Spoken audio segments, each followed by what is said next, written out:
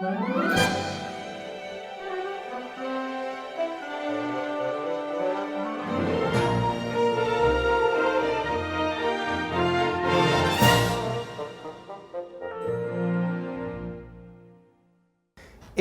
the electrical substations, we have protections that are built in to protect our entire electrical system from minor flaws that occur. For example, if a squirrel climbs up one of our poles and into a transformer, that squirrel will cause a short. That is what causes powers to go out. Now, anytime a squirrel or anything, a tree branch, snake, causes a short in the system, it has the potential to damage everything. So our system has a 1, 2, 3 lockout program that's built into it. So what happens is you have a breaker that's at a substation, and that breaker will feed power to various subdivisions, streets, business, houses. And think of it as the breakers in your house. If the power goes off in one room and not the rest of the house, you go to your breaker panel and you might find that one of those breakers has been flipped. So you just go reset it and everything's fine. That breaker in your house keeps whatever threw out the power in that one room from knocking out power to the rest of the house.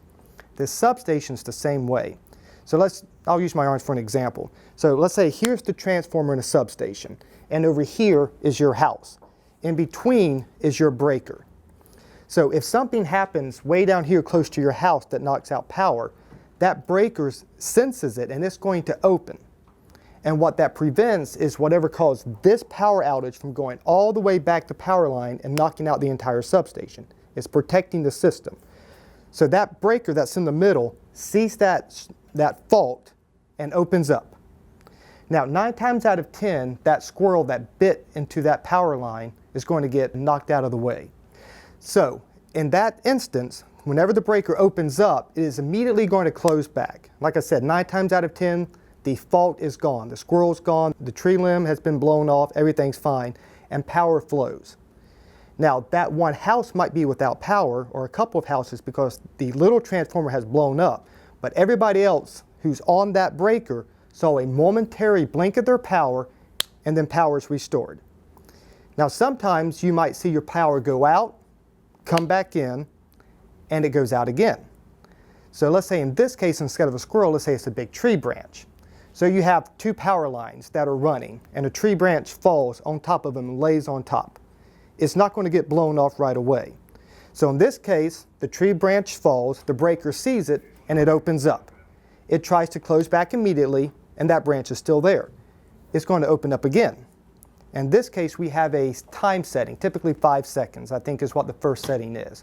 So after 5 settings, it's going to automatically try to close again.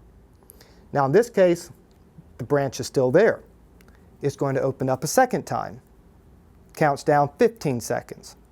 Tries closing back. The branch is still there. It opens up again. Counts down to 25 seconds and it closes. And if the branch is still there, it's going to open up and stay open. Now in this case, everybody who is on that circuit is now without power. And all of them saw their power blink 3 times. When those situations happen, that's when our substation crews have to go out to the substations, and while they're headed there, our line crews will actually ride out the line and look for what caused that outage. And they have to remove the branch from it or whatever caused it. The blinks are supposed to happen. That is a built-in protection for the system.